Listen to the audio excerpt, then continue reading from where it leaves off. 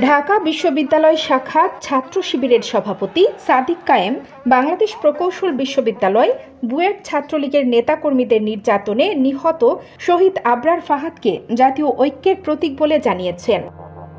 রবিবার রাতে নিজের ভেরিফাইড ফেসবুক পেজ ও গণমাধ্যমে পাঠানো এক বিবৃতিতে তিনি কথা বলেন। বিবৃতিতে ঢাকা বিশ্ববিদ্যালয়ের শিবির সভাপতি সাদিক কায়েম বলেন, সবার জাতীয় ঐক্যের প্রতীক শহীদ আবরার ফাহাদ।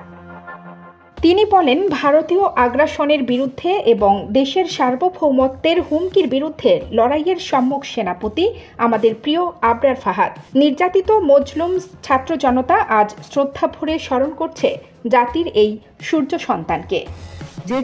সাদিক বলেন, সাবেক প্রধানমন্ত্রী শেখ হাসিনা দেশের সার্বভৌমত্ব বিক্রি করে দেশকে ভারতের অঘোষিত কলোনিতে পরিণত করেছিল। তিনি বলেন, ভারতের হয়ে নিজ দেশের নাগরিকদের গণতান্ত্রিক অধিকার ভূলুণ্ঠিত করা এবং দেশের সাংস্কৃতিক, অর্থনৈতিক, সামাজিক স্বকীয়তাকে পরজীবীকরণ করার হীন কৌশল অবলম্বন করেছিল পতিত স্বৈরাচার শেখ হাসিনা।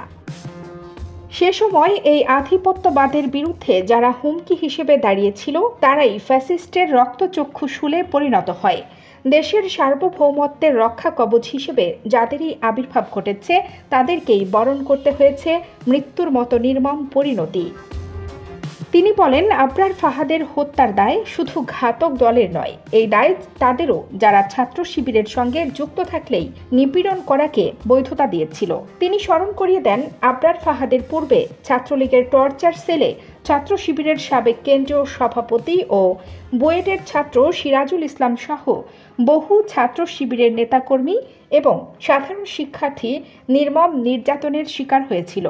কিন্তু ভারতের দোসর ও ইসলামোফোবিক একটা পক্ষ এই নির্মম নিপীড়নে শুধু চুপই থাকেনি, বরং সক্রিয় সমর্থনও দিয়েছিল। উল্লেখ্য, গত 21 সেপ্টেম্বর ঢাবি ক্যাম্পাসে প্রায় এক যুগেরও বেশি সময় পর প্রকাশ্যে আসে বাংলাদেশ ইসলামী ছাত্র শিবির। জামাত ইসলামের আলোচিত এই ছাত্র সংগঠনের প্রকাশ্যে আসার ঘোষণার পরে ক্যাম্পাস জুড়ে সাধারণ শিক্ষার্থীদের মধ্যে আলোচনা শুরু হয়। নিজের ভেরিফাইড ফেসবুক অ্যাকাউন্টে এক পোস্টে সাদিক কায়েম বাংলাদেশ ইসলামী ছাত্র শিবির ঢাকা বিশ্ববিদ্যালয় শাখার বর্তমান সভাপতি হিসেবে দাবি করেন। তিনি ঢাকা বিশ্ববিদ্যালয়ের রাষ্ট্রবিজ্ঞান বিভাগের শিক্ষার্থী। এই শিবির নেতার বাড়ি চট্টগ্রামের খাগড়াছড়ি জেলায়। পাহাড়ি শিক্ষার্থীদের নিয়ে গঠিত সংগঠন হিল সোসাইটির প্রতিষ্ঠাতাও তিনি ছিলেন। বিশ্ববিদ্যালয়ের মাস্টার দ্য সূর্য সেন হলের আবাসিক শিক্ষার্থী। কানিস ফাতেমা নিপা, খবর সংযোগ।